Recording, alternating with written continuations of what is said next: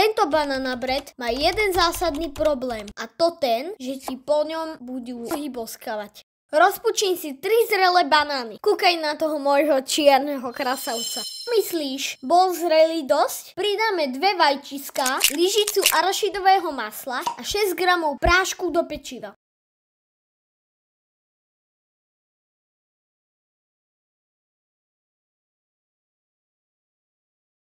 Poriadne premiešať.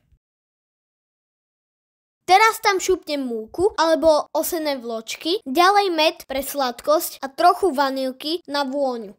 Znova premiešam.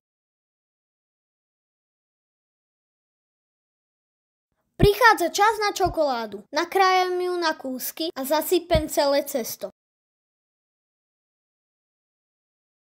Na vrch ešte položíme banán čokoládovými vločkami pre extra efekt. Pečiem 45 minút na 180 stupňov a potom vytiahnem niečo, čo vyzerá takto. Pozri na to. Sleduj ma a ulož si tento banana bread, kým ho niekto nezje skôr než ty.